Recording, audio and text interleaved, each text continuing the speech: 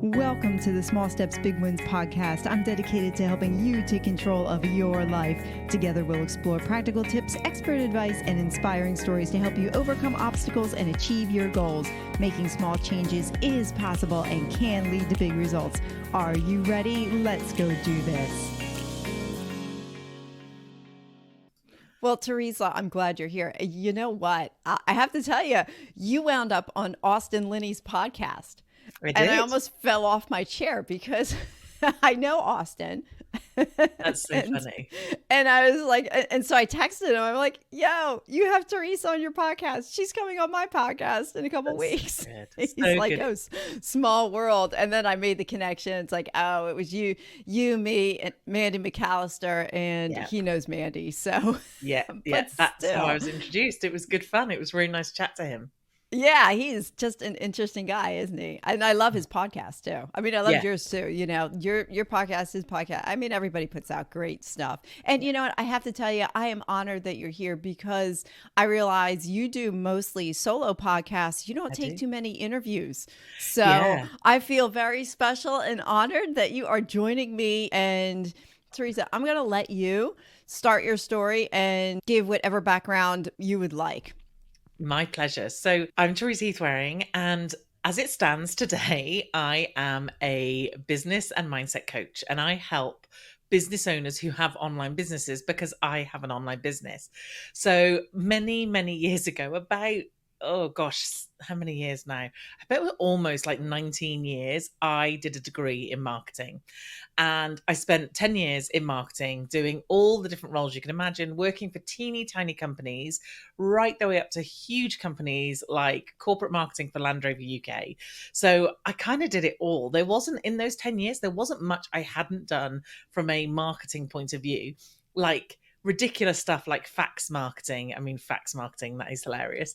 And things like TV advertising and events and every type of online thing. But online wasn't really a thing. Like, especially when I did my degree, it absolutely wasn't a thing. And then in the 10 years that I was in marketing, it was only kind of, I think, really getting into its own sort of, I don't know, in the last sort of 4 or 5 years of that. So when I started my own business, which happened in a very unique way, so I was always employed, very happy to be employed. I joke I was a good employee. I used to like being patted on the head and told I'd done a good job. And don't we all? and I think actually there is something about that, about having someone say, well done, you've done a great job. It's so lovely. And that's one of the things I do miss as a business owner. But I was working for an agency. I was head of marketing for an agency, for a marketing agency. And I went through a bit of a change in my life. So basically, my husband at the time and I separated and later divorced. And I had a 4-year-old. And I ended up being a single parent to a 4-year-old. And I decided that one day I went out and I was having a night out with a friend, and my boss was out separately. And we both ended up drinking a bit too much, bumping into each other and having a blazing row. Now, that is not me. Like, I am not that person. I would not do that. So I sat there and thought, something's wrong here. Like, that isn't ideal. So I decided to hand my notice in, and I thought, it'll be fine. I'm going to give her 8 weeks notice. And in those 8 weeks, I'm going to find another job because I'm very good at what I do. I've done it for 10 years, forgetting that where I live in England, in Shropshire, it's a fairly small-ish kind of town, and they're not huge businesses with huge marketing budgets. And suddenly I was in the position of, I'd handed in my notice and I was looking for work, and there just wasn't any, or not any at the money I needed to earn to keep the roof over my head with my daughter, because I was on my own and I had a mortgage to pay. So someone approached me and said, would you help me with social media? And I was like, oh, I don't know. And they were like, well, I'd pay you. Can you do it? And I was like, okay. And I gave them a kind of invoice or a quote, and they were like, yeah, great. Didn't even think about it. And I was a bit like, what if I could get like another 5 people to give me this? I would pay my salary. So it was like I had this thought in my head, and then suddenly, by some miraculous weirdness, my boss got the inkling that I might be starting my own business and asked me to leave. Wow. I had at that point 1 month's salary that was owed to me. I had no savings. I had no partner. I have parents, but they weren't rich. So literally, other than 1 month's salary, I had nothing and I had to start earning money.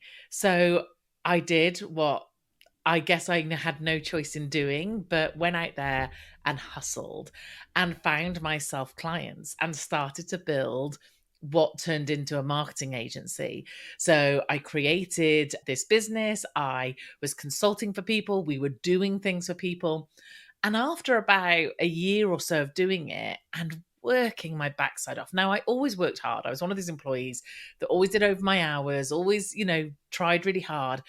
But I'd never worked as hard as I work when I have my own business. And I was doing that and I was looking after my daughter, who, like I said, was like 4 at this point. She'd just started school and I was exhausted. And I realized I'd built myself this business that I hated, that I'd had, instead of having like one boss, I've got all these clients who were now my boss. They expected to have access to me 24/7, even though they didn't pay me for 24/7. And I was miserable and I was exhausted. And I started looking at the online world, and I'd been doing some courses online because I wanted to make sure, complete imposter syndrome. Like, I'd been doing marketing for 10 years. And then suddenly in my own business, I'm like, oh, I obviously don't know anything about marketing. So I started doing all these online courses, then realized, yes, I do. And I started looking at the online world and I was like, this is really cool. And I started to get picked up for speaking, and I loved the speaking and I loved helping lots of businesses. And I started to think, what if I could do this? What if I could build an online business for myself? And some of the clients that we were helping, we were launching online businesses for them. I was consulting Mm. their launches. I knew exactly what to do, how to do it. Like, I just needed to go out there and do it myself. And it took an entire year from the point in which I built an online course for me to sell it, Oh, because I wow. was so scared, because I had spent all this time telling other people how to do it, being successful for other people, and I was terrified. What if I put it out there and no one bought? What if I put it out there and someone bought and they thought it was terrible? What if I really didn't know what I was talking about? And it was terrifying. So I did a lot of work with some coaches and went through all the processes, which now I teach. And I launched my business, and I ended up sacking my clients and ending that part of the business and creating my own online business. And as we stand today, I have had my business over 9 years. I've had my online business for at least 6 or 7, must be 7, I think now. And I have a membership and courses, and I do one-to-one coaching. I get to speak on stages all around the world, and I absolutely love it.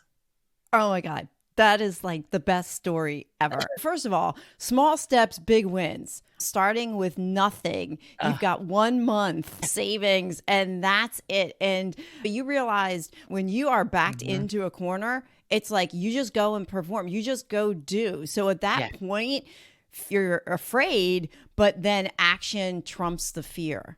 100%. And look what happened when you didn't give in to the fear and said, okay, wait a minute, I have no other choice. And then you go forward and you do what you need to do. What I also love about your story, and I hope it's an encouragement to others as well, is that you started the first business and Mhm. then you realized it's like, wait a minute, I'm burning myself Yeah, out I didn't here. like it. Yeah, you didn't like it. It was and that was your first failure. And I think as entrepreneurs, we poo poo the failure, Mm. but there Yeah, was so much opportunity there for you. You learned so much, and it forced you to say, okay, wait a minute. I know I've got something here, but now I'm going to look at this differently. You have a little bit of coaching in there. You mhm. reached out to people. So all those small steps along the way, Yeah, and they brought you to where you are today. Sometimes we look at entrepreneurship and we look at the things that people build and we're like, well, I want that in 6 months. yeah, And it doesn't happen in 6 months. Sometimes it takes 6 years, you know? yeah, It yeah. doesn't And happen overnight. also, I remember thinking when I had the agency, I remember someone saying, you know, an agency needs to look this way, or you need to build this thing, and I Mhm. remember back in the day thinking, I want the big office, I want all the people, I want the bean bags, like I want the kind of pool table or whatever it was Yeah. that was like the epitome of having a marketing agency. And then I realized I didn't want all those things. what I had done is I had looked at other people who had kind of tried to dictate what looking successful liked in that space looked like. And I then actually sat down and went, do I want this? And I actually went, no, I don't. And I remember bumping into someone in the local town I live who also has a marketing agency and has the office and has all the employees and, has all the beanbags. And I remember telling them what I was now doing. And I remember them looking at me like, what? Like completely not getting it. And I think probably a bit earlier, I would have been terrified to say that because I would have felt like I failed. Like I created this business and I didn't like it, or it wasn't successful, or obviously I've left that because I wasn't very good at it. But the thing was, I was so sure at that point who I was and what I was doing and what was really important to me. It made no difference to me what he thought. Literally none at all. Couldn't care less what he thought of me. But I think there are so many people who take that step to get themselves into business and then they get stuck in something that they don't even like. So one of my very first questions when I coach people is if they say to me, I had someone come to me, she'd been working with another coach, she came to me and she was like, they said I needed to set this thing up. I've set this thing up and what do you think? And I was like, well, forget what I think. What do you think? And I said, do you like doing it? And she went, no. I went, okay. Second question, do you make money doing it? She went, no. And I was like, why are we even having this conversation? Like, just, Yeah. but it was that whole, I don't want to kill it because I look like I'm a failure at it. Well, it doesn't matter. It's no Yeah. difference to anybody else. Like I could have made more money having an agency. And my husband will sometimes joke now when he's like, he'll overhear some conversations. And obviously I'm coaching people at all different levels in their business. And he's like, you could go to corporate now and earn a ton of money for like half the amount of work that you do. And I'm like, yeah, but I wouldn't like it. Like Yeah. I wouldn't enjoy it. And I think once you get so clear on who you are and what you love and how you want to show up, who cares what anybody else thinks? So the only thing that matters to me is I create something that I love.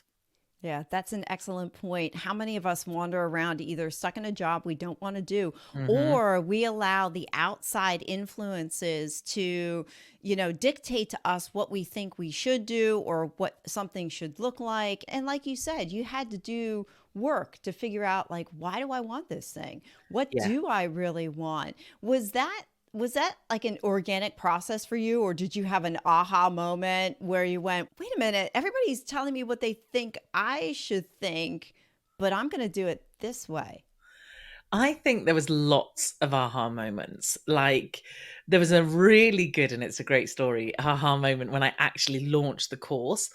I had gone out to Laguna Beach for a mastermind that I was in. It was a very expensive mastermind. And I remember going there, and there was probably about 80 people in the room. I mean, it was personally, I would never spend that money on something like that again, given the amount of people in the room. But anyway, we live and learn. So I'm sat in this room and it's in Laguna Beach. It's predominantly American people, which most of the people I looked up to were American. So I felt very intimidated. And I remember sitting there thinking, oh my goodness, like everyone in this room is so successful. What am I doing here? Who am I? Like, obviously, what it was imposter syndrome. I didn't know what it was then. This was years and years and years ago. And I wanted to get the guy whose mastermind it was on my podcast, and part of my tactic was he needs to know who I am. So what I need to do is ask him a question. But the day before, it was like a 3-day conference. The day before, like anyone that asked him a question did a hot seat. And I was like, I do not want to do a hot seat in front of these people. Like, no, thank you. So the next day, we start off the day and he's like, okay, key takeaways from yesterday. And he'd got one of these like cubes microphone that was like foam, and he would throw it and someone would hold it and go, my key takeaway from yesterday was, and then he'd go, great, throw it to someone else. So I thought, this is my chance. And I'm always sat front and center at a conference, a big conference, always sat front and center looking at the speaker.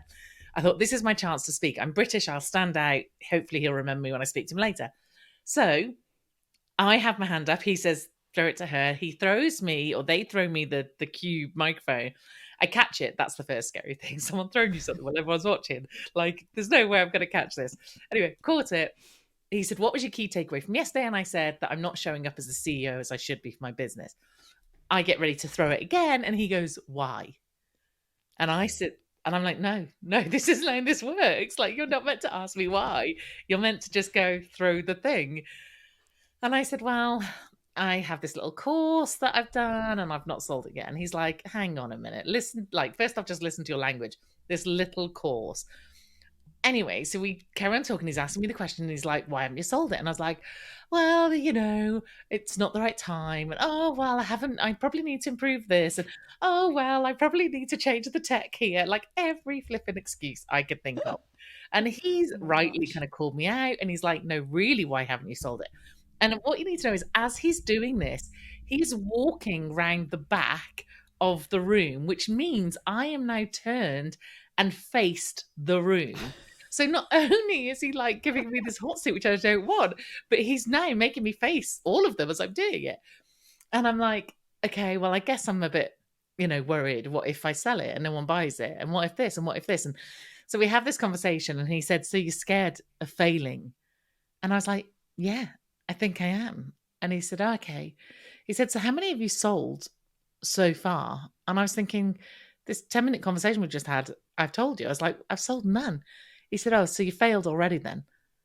And I was just like, ugh. Like literally someone punched me in the stomach. I Yeah. had failed already. My biggest fear was no one would buy. Well, no one was Well, buying. no one It wasn't bought selling. because you didn't launch it. Oh my gosh. Oh So my that gosh. was the point. I thought there's something in this mindset stuff. And then Yeah. from then it was like next thing, next thing, next thing, until eventually in the last few years, I've been not only taken on all those things, changed my business and who I am, but also put together a framework to help other people do the same. Beautiful. I love it. It's amazing when you have those mindset shifts and you just break through those limiting beliefs. Either you do it yourself or you have somebody do it for you. Because I was going to ask you about limiting beliefs. Do you still struggle with them today? And how do you combat your limiting beliefs?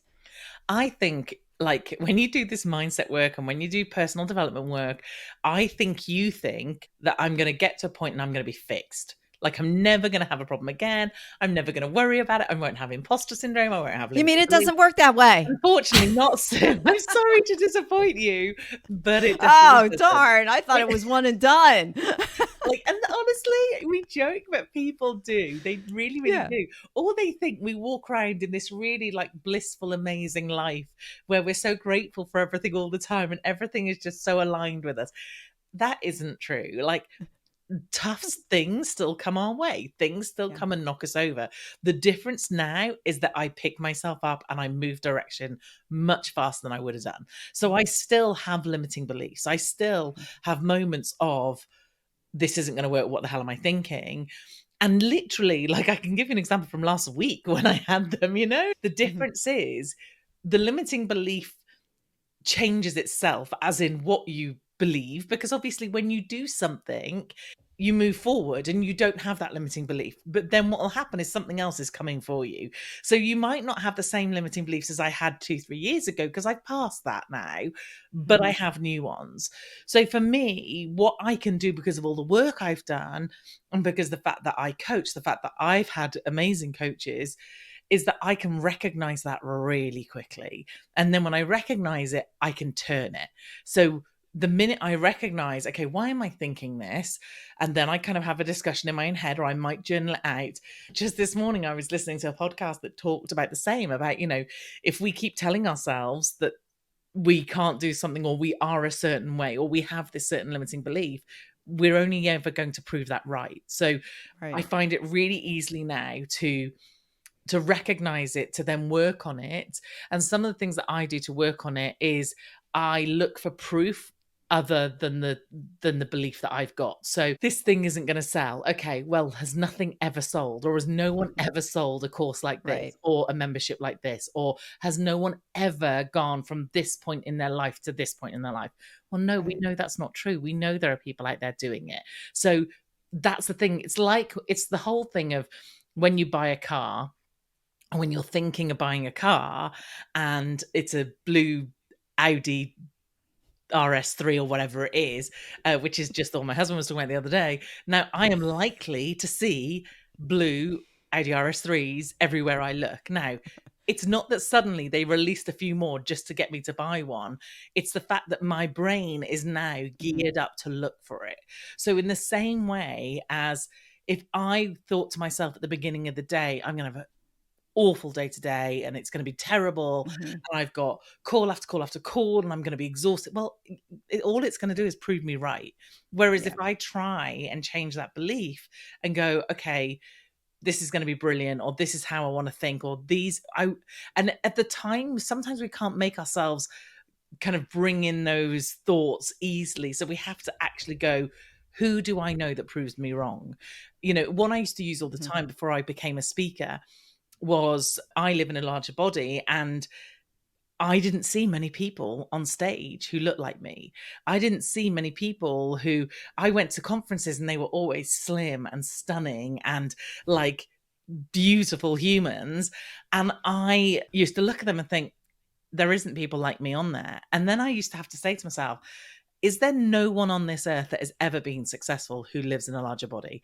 And, there's this woman who you That's may not not have true. heard of, like called Yeah. Oprah, who, Yeah. she's done all right, so I believe. Like, she's got a bit of money, she's quite Shit. successful, and she has lived in a larger body. And it's like, so so that's proof then. It's So we can just yeah. get rid of that limiting belief and move that to one side.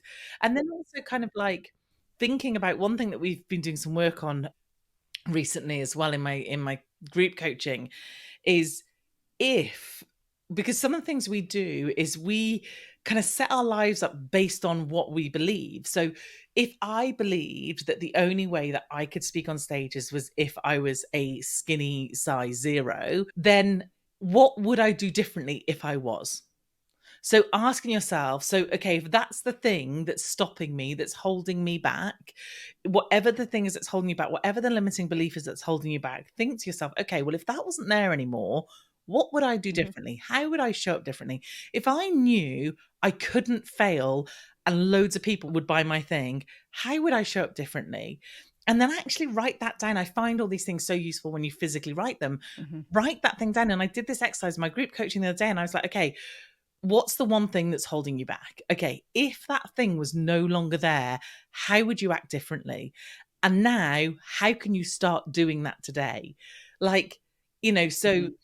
I just want to capture that a minute. It's like what we tell ourselves really does matter. And people don't think that that self talk produces something. And uh, I was just reading, there's a great book out there called What Do You Say to Yourself? I think that's what the name of it is. It has a longer title. But anyway, it was talking about, if you tell yourself all the time, oh, I'm clumsy. Well, then then you're going to be clumsy. yeah, If you tell yourself, I'm not clumsy, then, the brain will start believing that. Here's the fascinating thing about the neuroscience is that the brain doesn't know the difference. no, The brain doesn't know the difference. When I read that, uh, I had mind that brain. aha moment, Mm. and that's backed by neuroscience. It's not just, me making it up, but the brain doesn't know the difference. Do you find with the people that you work with, when they put things or when you put things on paper, they seem to dissipate, they're not as intimidating, or Mm. you look at it differently? 100%. One of the books that I highly recommend is the Chimp Paradox by Professor Steve Peters. And one thing that he talks about is that we have this chimp element in our brain that basically is all the emotional side of us. Like, it's the fight or flight, it's the, fear, it's the emotion, and then we have the human side of us that is the kind of more logical thinking. So if you are making dinner and your partner's due home and they're late, the chimp would be like, God, they're such an idiot. I can't believe I bothered to get dinner ready. I'm going to give it to the dog. I'm so angry that they're late. I bet they stayed at work. Da, da, da. Whereas the human, the more logical brain would go, oh, I hope everything's okay. Those, I feel so sorry for them. They must have been late and they must be frustrated and blah, blah, blah, blah, blah. So what happens is normally we try and silence the chimp, okay? Because we don't want all these kind of aggressive or angry or, upset thoughts in our head. But the problem is the chimp is so powerful, like way more powerful than the human. So what we do, and one of the things that I practice with the people I work with, is writing down what the chimp has to say, right? So one of the best things that ever worked for me was when I first got together with my now husband. He had a daughter. I have a stepdaughter who was 15, right? So you can imagine a woman walking into a life with a 15-year-old stepdaughter, it was hell on earth. Mm. And we were constantly challenged. And I remember my coach at the time was saying to me about journaling and doing all this. It was an absolute God save. So every day when something went wrong or when she behaved in a way we didn't like, I would journal and I would let that chimp go wild. And I would write down everything. And believe me, if anybody ever found these journals, they would look at me in a different light. But like, I would write everything down and I'd let all the anger out, because what you have to do is you have to wear the chimp out. You can't stop it. The chimp is going to do its thing. So if you try and push it down, what's going to happen is she's going to look at me in the wrong way and I am going to fly at her. And then it's going to start World War III in my house. So I would take myself off. I would journal. I would be as angry as I wanted to be. And then eventually I would wear the chimp out. And then what I would do is I would write the sentence, "What if I came from love?" Mm. And then the human took over, and the human went, "This poor girl, her mum has left and she's not seen her mum since. She is 15. She's just been through exams. Her dad was in the military. He's now being at home all the time. He had his world broken. This new woman's just come into her life. Like, I feel so sorry for my husband. He's trying to navigate me and her. I feel sorry for her." And suddenly the human side would come out and you'd go, yeah. And then sometimes I would do that and I would turn to my husband and go, "I'm sorry about what I said. Like, I shouldn't have said what I did," because I'd given it some time. So I think one of the exercises we do all the time is when we're talking fear and when we're talking like the what if. So the example that I often give is people are terrified of speaking. And you know what? Some people, you don't have to speak on stage. That's fine. But if some people want to, but the fear is holding them back, what we do is we let that chimp go mad. Because normally we're like, "Oh, don't talk about those things that might go wrong. I don't want to know." So we let the chimp tell us all the stuff that can go wrong. So on one side of the paper, I get them to write everything down. So I might fall over on stage. That's always my fear, that I'll trip. I'll forget my words. The tech won't work. I'll go too many times. Someone in the audience might know more than me. The other one that I used to fear all the time is I'll pee my pants. Sometimes I would be so nervous that I would genuinely think, "I'm going to Oh wrap my this gosh. stage," right? So, like, Oh, write yeah, all yeah, these yeah. My things down. podcast fears are I'll talk too much Yeah, like, or I'll say too many times or, you know. so write all that down. Let yourself go, "This might happen." And then on the other side of the piece of paper, next to each one of them, write down, "What would I do about it?" So I trip up as I get onto the stage. What would I do about it? I'd be flipping embarrassed, but I'd probably laugh it off and they wouldn't forget me, that's for sure. But would I die? No. No. Would Yeah. anything horrific happen? No. I forget my words. Well, no one knows what I'm going to say, for starters. For So they don't second know off, you forgot it. exactly. So It's they wouldn't have a awesome. clue that I forgot a certain bit. Yeah. Or I'm a human at the end of the day. So if I forget, and I have done this before, where I've literally been in the like complete run of something and gone, "Oh, my brain's just gone blank. I'm so sorry." But I'm a human and humans do that. What if I say and too many times? Well, I do. And it is what it is. No one's going to think I'm an idiot. So I go through and I literally get them to write next to every single point, what would I do if that happened? And then suddenly, exactly what you said, the strength of it just gets diluted, because it's like, Yeah. well, yeah, like, because you start to realize this thing that you've built up in your head is nowhere near as terrifying as you think. Yeah. Yeah. Well, the other beauty of writing them down, oh, I'm going to trip, is at least you thought about what you could do as a response. So Yeah. you've already mapped that onto your brain. And like we were just talking about, your brain doesn't know the difference. So if you do trip, you already have some kind of response Response. that you thought of in place before the thing actually happened. So Yeah. writing that stuff down, getting it out on paper. In our tech world that we have, you and I are a little, I go back 20, 30 years. I was a teacher, started 30 years ago. And so none of this tech stuff was around. We wrote it all down, and there is value in Yeah. actually picking up the actual pen and putting something on paper, because your brain has to go through that process of writing those things down. I mean, I'm not bashing tech. I'm just saying, for the mind work that we want to do to help us Yeah. overcome our limiting beliefs, to help us overcome our fears, for us to actually become 1% better each day, it requires a couple extra steps Yeah. to take. And I think physical journaling is one that is highly underrated. And honestly, it's been a game changer for me, an Hmm. absolute game changer. And Me as I've well. been going through some stuff personally this year that will at some point be documented and talked about. But if I hadn't have had my journal where I could honestly go through and write it down. And the other good thing, not all journaling and not everyone wants to go back and read journals, and some of them shouldn't be read. Like some of them should just be maybe that you can write and get rid of it. Hmm. But actually one thing that's been really lovely for me in this journey I've been going through is the fact that I have journaled and I can go back and, so let's say you'd got yourself into some bad habits and you journaled while you were doing those bad habits and then you get yourself out of them. It's a really good thing to go Hmm. back and read like what you felt when you were in those bad habits, like when life was a certain way. So you can remind yourself, that's where I was. Look how far I've come. So for Hmm. me, it has so many other things, not only just the whole proof of, if you write a goal down, it's more likely to come to fruition. If you write with a pen and paper, it does something different in your brain than if you were to type. So there is some absolute science behind it. But I think for me, like when someone says, what's the one thing I can do?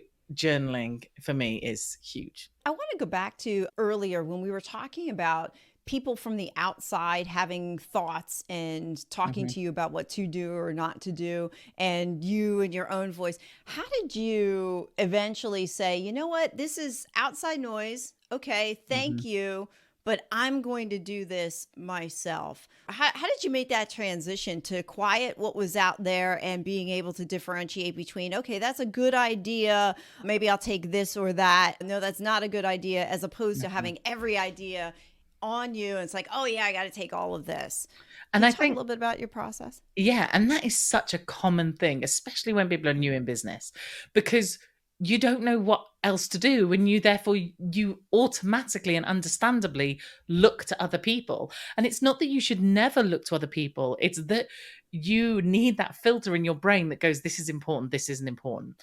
Now, the thing without a doubt that got me to a point where I could do that was being so confident in me and what I wanted. So it was understanding me more than anything, because then Mm. I can run everything through my filter. So when I am confident that I know what I want, and I worked with a coach, like lots of people will do, when I am confident that actually this is who I am, this is what's important to me, and it's not just from a business point of view, it's a how I run my life or how I want to show up or what type of person I want to be. And one of the things that I pride myself on is honesty and authenticity. And one thing I was seeing in my industry a lot was that people weren't being wholly honest and they weren't being wholly authentic. So often the Mm. people that I looked at and thought, I want a business like theirs, they weren't being honest about their business. So they were setting people up to fail from day one. You know, I watched something a little while back, it blew my flipping mind. And it's Mm. someone I know. And obviously, I just sat there quietly thinking, I can't even about this. Someone did a live and they said, if you're not getting, hang on, was it 10,000 people a month on your email list, you're getting it wrong. And I Ooh. was literally floored. I was gobsmacked because what they didn't follow it up by saying is through Facebook advertising. So you've got all these business owners thinking, and this is so Yeah. damaging, and this is what is so important. You've got all these people out there thinking, oh my God, I'm doing it wrong. I'm terrible. I'm rubbish.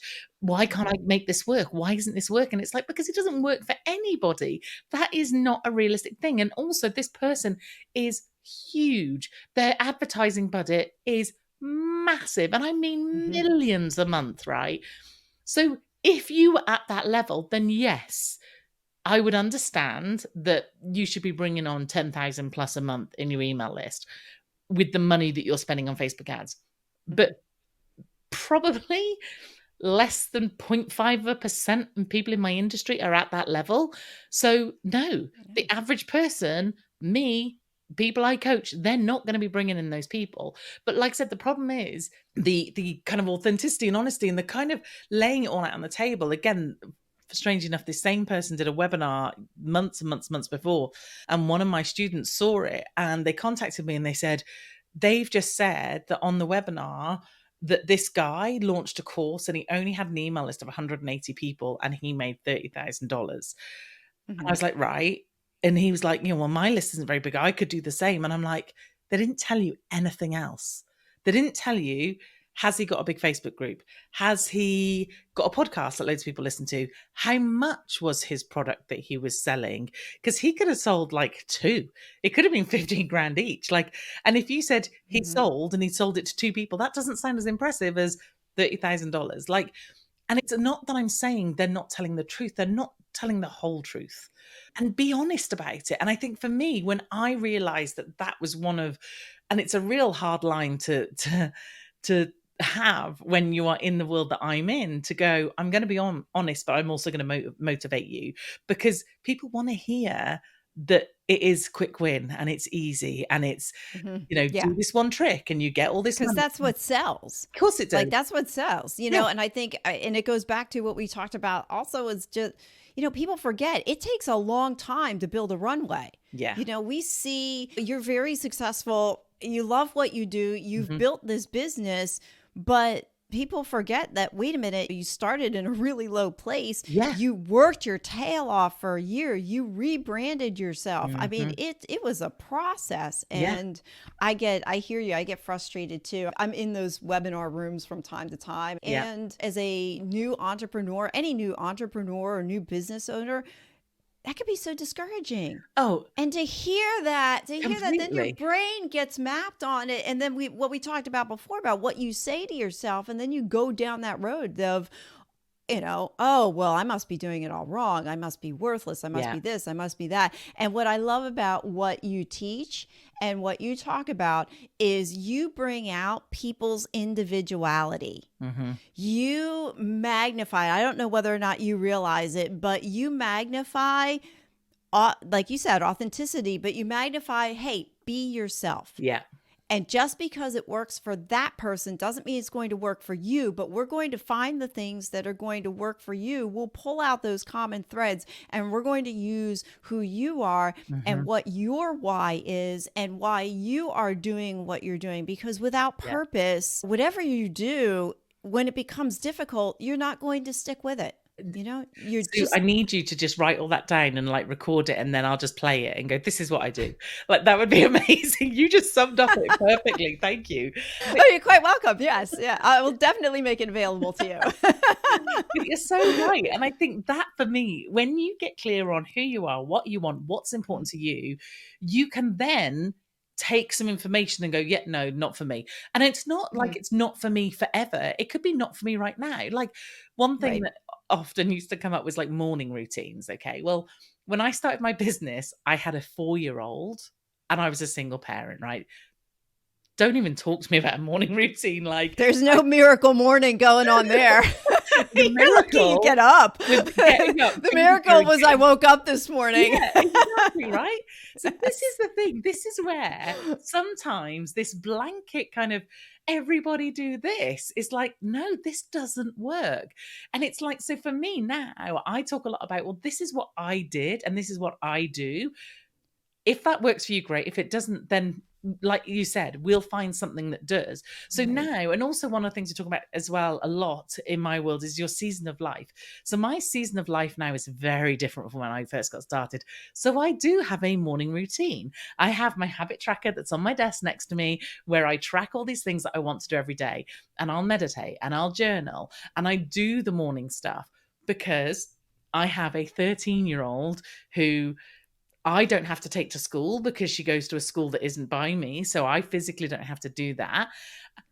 I have my mornings to myself and I can do that.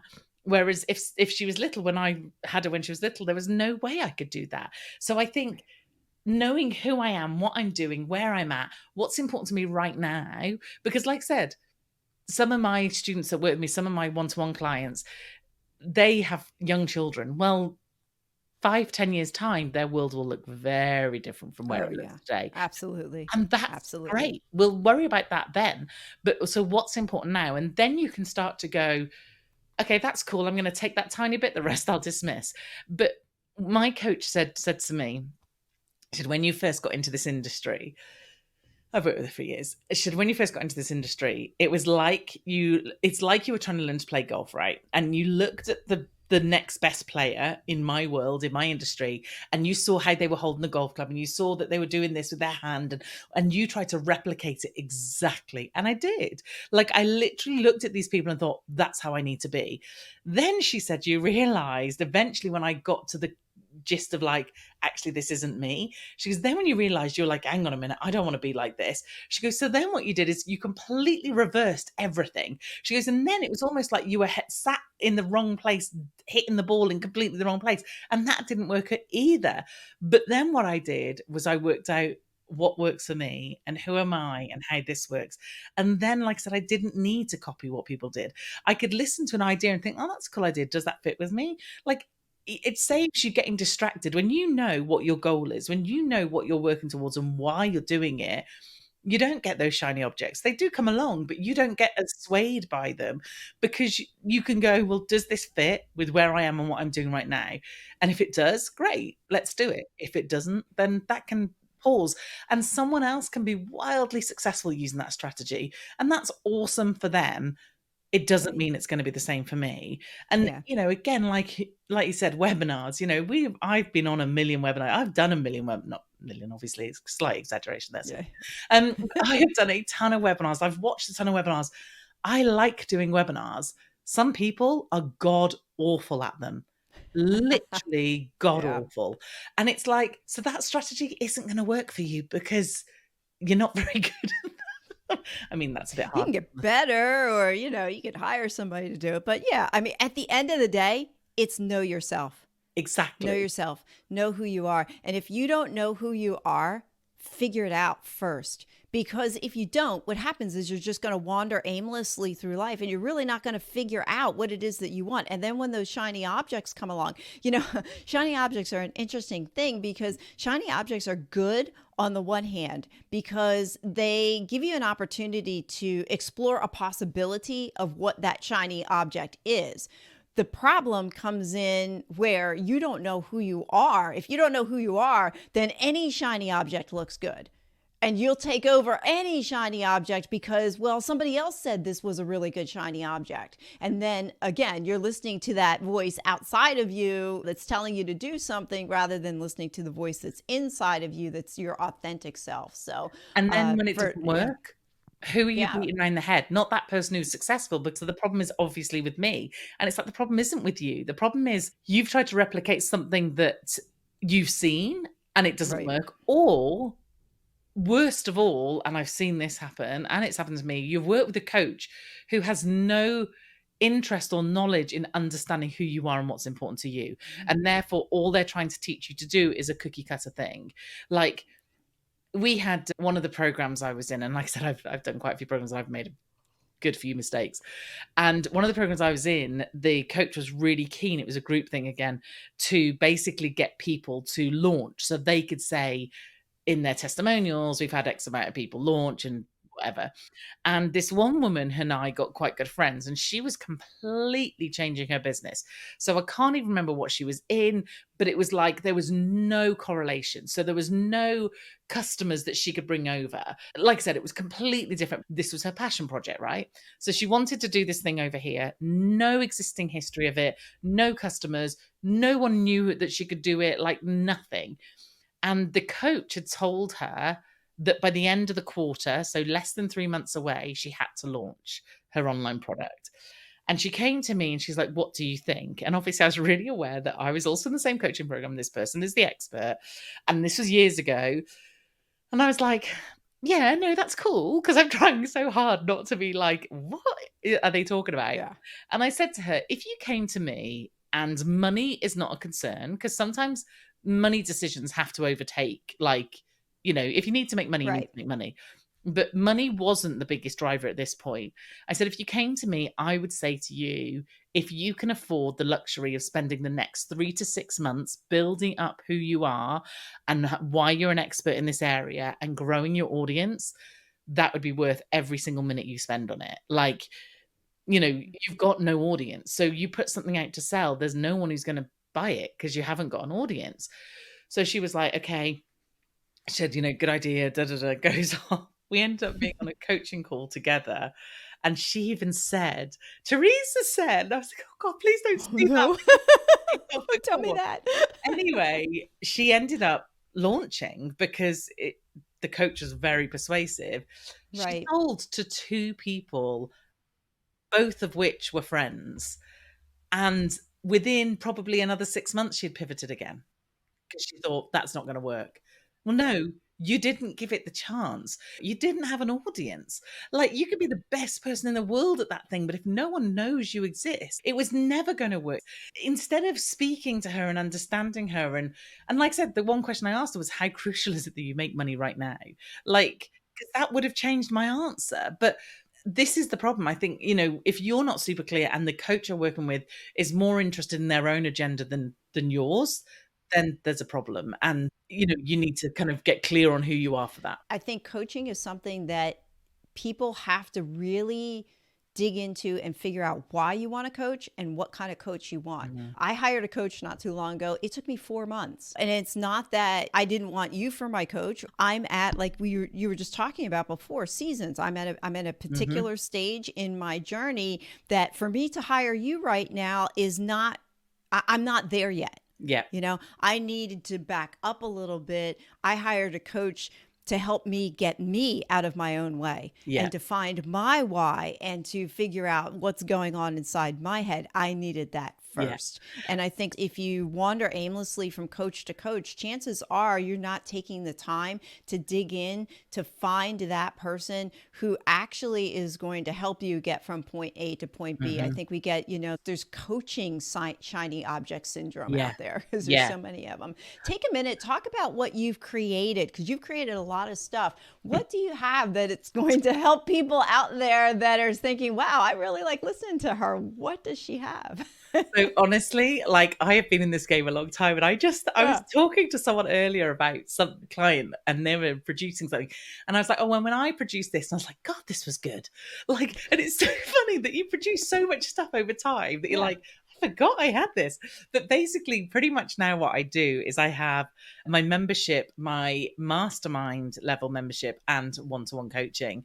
I'm currently finishing off on some courses that are going to be done after the summer, because I've realized that where last year I spent the entire year doing a coaching qualification, because like you said, there are a lot of coaches out there, and there are some really damaging coaches out there. And I wanted to make sure that I'd got all the strategic stuff. I've got all the marketing knowledge. I know how to run an online business and how to manage a team and do all the stuff to help people grow their online businesses. And I had a lot of the coaching stuff, but I wanted to make sure that I was really kind of doing it properly, I think, for me. So what I spend my time doing now is moving people forward. That's my objective. So whether it be strategically, whether it be a bit of mindset alongside some strategic stuff, whether it be the group stuff that helps them move forward. But for me, that's what makes me the happiest. See, even now, I am still reassessing who I am and what I like and what season of life I'm in. And whereas probably 2-3 years ago, I'd be selling this course and that course. And in fact, the courses I'm getting rid of are things like how to be creative on social media, how to build an email list. Like, I can do those things in my sleep, but they're not what's moving the needle for me or my clients right now. I'm actually in a position where people are coming to me that have an online business and they're trying to grow, because I think there are so many people bought into the online space who are like, oh, it's going to be this get rich quick. And it's like, yeah, no, like so far from it. And then they create this thing, they might sell a few, and then they start to flounder and they get exhausted by it. And then they get like, do I really want this? And they start to lose faith because they were sold a dream that wasn't realistic. So for me, that's what I'm doing with people. I also have my podcast called Your Dream Business, which is solos now. I did interviews up until the end of last year, and then I just thought I would have a break and a change. But again, I might change that again because it's my business. I can do what the hell I like. Like, yeah, that's right. And that's the beauty of entrepreneurship, isn't it? It's like you can pivot when you want, and it's good. And I think it's really good for those type of people, myself included, that you just you have to have that change in there Yeah. to keep life interesting. Mm-hmm. Because there are some people out there who can do the same job for 30 years and That they is not love it me. and that's what they do. But that is not me.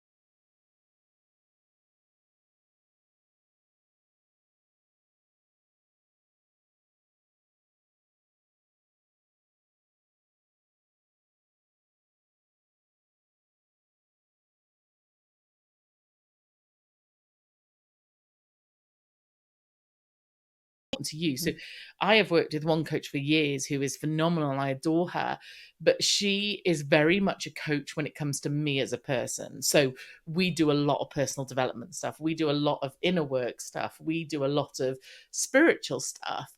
And, we did some stuff recently around embodiment. And whereas when I want to look at my strategic stuff, I might not go to her for that because Right. that's a very different type of coach. So again, it's understanding. And one of the beauties, I guess, in what I do, the kind of good and bad bit is that my job is to set people up to not need me. And I think if you work with any coach that wants you to stay and makes out like you can't do this on your own, run for the hills. Because the job of a coach or anybody or a mentor, whatever, is to build you with the tools that you need and give those tools to you so that you can use them. And it's funny, I have changed so much in the years I've worked with my coach, so, so much. So it's never like I worked with her and then went, I need to stay with you. It was I would work with her, I'd have a break, and then something shifted in me, and I'd go, oh, now I'm at this level, and now I need help with this thing. And we did it, and then something else shifted. So that worked for me to go back to her on those things. But I don't ever want to work with someone that basically I feel like I can't be successful without them. Like I want to know that people love being in my world and stay. And I do have a really lovely retention rate on my stuff, but it's definitely not coming from me. And when someone left my mastermind the other day, I've got a space that is available now, which at some point, given that marketing is my superpower, I should probably market, but we'll get there. But she messaged me and she's like, I'm going to leave. And I was like, I'm absolutely gutted because I adore having you in there. Yeah. So I've been with you 18 months. She goes, and actually I've taken so much, but now I've done what I need to do here and I need to move on. And it's like, do you know what? Then I send you with so much love. Like You accomplished your goal. yeah. Yeah, She you doesn't accomplished need it. me. Yeah. Like, and she's realized what she needs and she's in a very different industry and she's going to do something very industry specific. And it's like, great. I am so pleased that you've got to that point, that you were in my world for so long, but you are now at a point where you can move forward. So yeah, so definitely take into consideration exactly what Sue said, where you are, what you need from someone and what they're trying to give you. And then make sure that they are trying to empower you to do all this yourself because you have got it all in you. That's the whole point of a coach.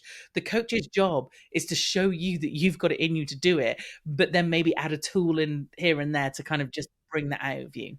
Right. They have that experience. Like you have that experience, but Yeah. you also have the mindset and you have the skills of a Mm. coach as well. And I think there's also that personal connection because you and I, 100%. at some point, we've now been talking almost an hour. At some Yeah. point, we actually do have to end the Yeah. podcast, and it's just so I'm going to have to wrap. I'm actually going to move into wrapping it up. But the point being is that it is very natural for you and I to have an exchange of a conversation. If you come across a coach and you're like, you start talking to them, and it's like, something's in the gut's not right. Listen to that, because here's this person that you're going to rely on to speak into your life, to help you, to get you over hurdles. And if you're not comfortable with them, or something's not setting right with you, or you can't be real or authentic with them, you might as well just drive down the highway, roll down the window, and throw your money out the window. Because it's a very personal. Some of the stuff my one-to-one clients, my group members tell me is really personal stuff.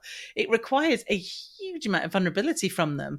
And they only give me that because they know it's a safe space, and there's no judgment, and there's no looking at them like, oh, have you not got that sorted yet? But you said, if you can't do that, it's the same with a therapist. If you haven't got that relationship, then they could be the best coach in the world, but it isn't going to work for you. So it's got to be an easy conversation. Well, Teresa, as we come to a close, I know this might actually be a hard question, not sure. What's one thing that you want to leave us with that my listeners can do today that can change their tomorrow?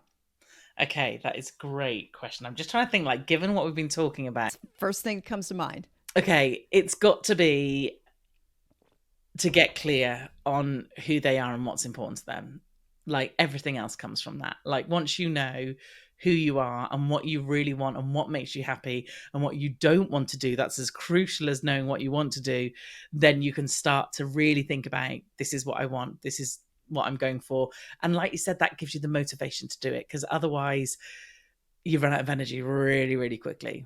I was going to ask the question, what was your process to figure out what your why was? But then I just realized, if I ask that question, it's probably another 15 minutes. Exactly. That is the problem. I am the queen of talking. You can see now why I talk for a living, because I have no problem talking. I love it. No, I love it. I love it. I would encourage people to go to your website, honestly, because please do. I'm sure there's something there that can help people get unstuck. But yes, figure out the why. Why do I want this thing? What am I doing? Where am I going? And if you can't figure it out, hire a coach. Yeah, get some help to do that. Get some help to do that. Ask people around you, but don't sit in that stuck spot where I don't know what my why is, and then you sit there for the next 3, 4, 5, 6 months. It's not worth it. I mean, even more than that, and ended up spending money in places where you think they're going to fix you, or you think, oh, this is the next thing, or I need to do a course on YouTube, or I need to do a course on podcasting, or I need to do a course on this thing. And it's the money, although the cost of a coach can feel a huge amount of money, and it is a huge amount of money, actually the money you could save in the long run could be unbelievable. 100% agree. Totally. Absolutely. Well, Teresa, where can people reach out to you? How do you want people to find you? So if you go to teresaheathwearing.com, you will find everything there. You'll find a link to the podcast, which is called Your Dream Business, which is on episode 300 and something right now, which is insane. Congratulations. And then my favorite social media, although I'm on all of them, is Instagram. So come and find Teresa Heath-Wearing over there, and you'll find me over there. Don't ask me why, because I can't tell you. Have quite a few people who set up fake accounts. So you might be better off going to my website to click through to my Instagram, because I don't know why. I obviously have a face that attracts people who want to make fake accounts. But yeah, there are quite a few of them, which is annoying. But anyway. Well, that's good to know. That's good. Honestly, is a good. I would not have thought of that. Yeah. It's a pain. I bet. Well, the price we pay. Well, for price we pay for our fame, I guess. in my dreams. Oh my gosh. Yeah, right. Well, thank you again. This has been lovely. I am looking forward, when you want, you come back on my podcast and we will continue the conversation. I would love it. Thank you, Sue. It's been wonderful. Same. Thank you for listening to another episode of the Small Steps, Big Wins podcast. I value your time with me, and I seek to make every moment count.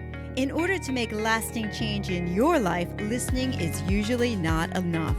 So I want to ask you, what practical steps are you going to put into action today as a result of listening to this podcast? Remember, any step, any action, no matter how small, starts your journey to a big win. And if you're not sure where to get started, check out my website, personalcoachfinder.com, and find someone who can help. Remember, life doesn't get better by chance, it gets better by choice. Take small steps today and make your life awesome, friends.